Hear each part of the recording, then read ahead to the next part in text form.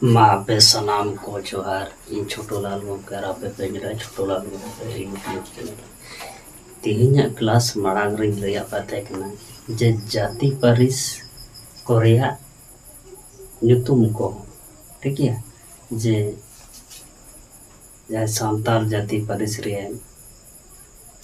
ᱧᱩᱛᱩᱢ ᱠᱚᱧ ᱞᱟᱹᱭᱟᱫ ᱯᱮ ᱛᱟᱦᱮᱸᱫ ᱛᱮᱦᱮᱧ ᱫᱚ ᱱᱚᱣᱟ ᱡᱟᱹᱛᱤ ᱯᱟᱹᱨᱤᱥ ᱨᱮᱭᱟᱜ ᱠᱟᱹᱢᱤ ᱠᱚ ᱢᱟᱱᱮ ᱥᱮᱫᱟᱭ ᱦᱟᱯᱲᱟᱢ ᱠᱚ ᱥᱚᱢᱚᱭ ᱨᱮ ᱟᱯᱚᱱ ᱟᱹᱯᱤᱱ ᱡᱟᱹᱛᱤ ᱯᱟᱹᱨᱤᱥ ᱠᱚ ᱪᱮᱫ ᱪᱮᱫ ᱠᱚ ᱠᱟᱹᱢᱤ ᱠᱟᱛᱮ ᱚᱱᱟᱛᱮ ᱠᱟᱹᱢᱤ ᱠᱟᱹᱥᱱᱤ ᱤᱫᱤ ᱠᱟᱛᱮ ᱵᱚ ᱟᱞᱳᱪᱚᱱᱟᱭᱟ ᱴᱷᱤक ᱜᱮᱭᱟ तो दिला नवा क्लास रे एतहब को मुचाद तहन मा ठीक गया तो आबोरेन हापड़ाम को सेदाय जाति पारिस हटिंग तायम आपन आपिन गाड़ को बेनाम लगा गाड़ थोड़ा बाहिर ले पता है कि मड़ा क्लास रे गाड़ तो नवा को मेता जे बोंगा बुरु खोंड मिटन आपन ओड़ा को बिना और ना ओड़ा भीतर मिटन खोंड लेका को बिना अकुआ जहां का जाति पारिस के निजेरा इटा को बोंगा बुरु ठीक है माने बोंगा बुरु रे इटा जायगा को बिना ओना को बोंगा को ओना जे तो जाति रे पारिस रे गाड़ ठीक है तो उनका है तो ओना जैसे मुर्मू मंडी सोरेन एम्ब्रोम बास्के हिंदू चौड़े एमान तेमान तो उनका पति में कमी कसम गिरते गलमरा ठीक जैसे उन्हा को मुद्रा है किसकू पारिस तो सिदाय सुबु अपराम को बिदल रे राज को ताहे कर राज रपाज नहीं किसकू को तो राज को ताहे करना राज रपाज ले ना को चेक लेका शासन चला हुआ चेक लेका चेल चापा गाड़ रफा चला हुआ नुमा दो किसकू हुआ जीवरे ताहे करना मान पूरा शासन व्यवस्था जहाँ दो ठीक है माने नित जेमन फद को सेना बने को चिड़िका को दिसम को रखाया ठीक उन समय सेदाय हापड़ाम को कि किसकू को राजपाट रिया शासन चला रिया दायित्व ताहे कान ताको ठीक है इना तायम को है इना तायम पारिस को हिजुग मुर्मू पारिस मुर्मू को तो ठाकुर बोंगा बुरु माना गोना कोआ ठीक है मैं तो पुरोहित लिखा ठीक है पुजारी बोल मेता को जाए तो चेक लेका पूजा पाठ हुआ ओना दो नुकु मुर्मू को नायके रिया कमी को नाम देता मैं तो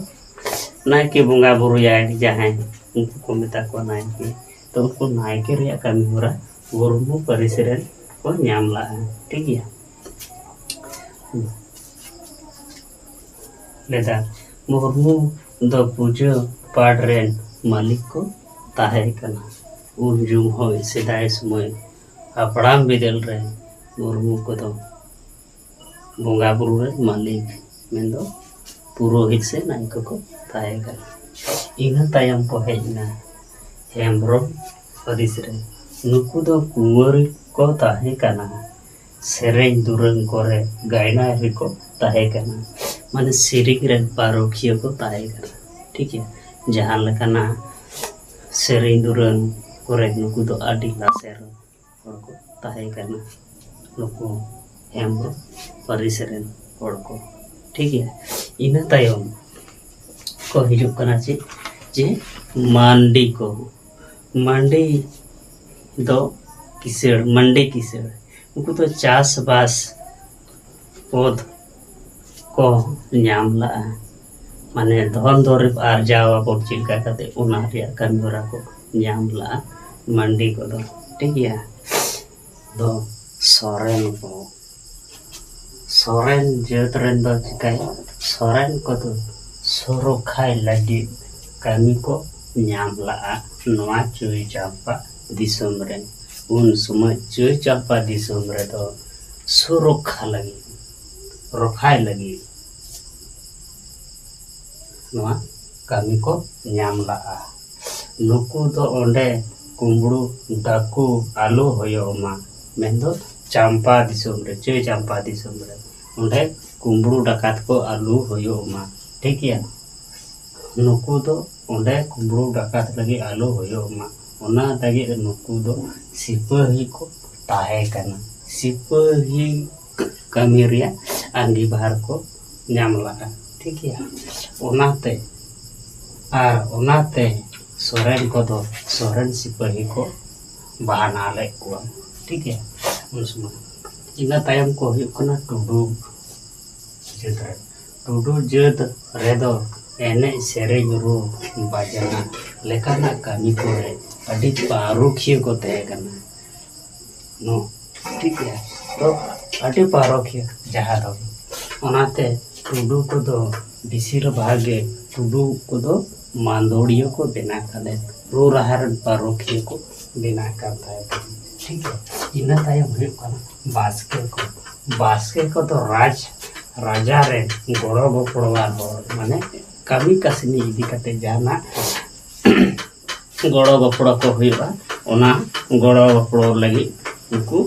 बास्के को दो को ताहे करना ओना छड़ा कते हूँ बास्के को आरो कमी को ताहे करना जहाँ तो व्यापार वाणिज्य लेकाना कमी रहे व्यापार वाणिज्य कमी कसनी हो उनको बास के कुआ दायित्व ताहे करना इन टाइम को हुयुक करना हासदा को दो दूर बिचार आचार लगी नुकु हासदा को दो अगली बार ताहे करता को इन टाइम को हुयुक करना जे बेसरा को उनको तो बाजार एने से मन बाजार को तय एकदम अड़ी एकदम चिटका लिया मने रोसिका जाए बोल में ना रोसिका सेरिंग रोसिका को तय करना बेसरा को ठीक है तो नुआ को होई ना जे ओकाय जेद ची कमी को कमी कांते ना ओना तीन को बाडाय किदा तीन क्लास है नियो टाइम बो बाडाया हां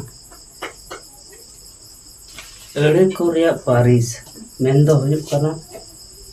जहां तो इंग्लिश ते पार्ट ऑफ स्पीच को मेथा उना विस्तारित तो भाव ते बो बाडाया नियो तला को क्लास बो एतो होगा तो ठीक है मा आपे तीन क्लास रे जोड़ा पढ़ा लगी अभी आयमा सारा माताले उंडे क्लास दो जीरो इदा मा सनाम को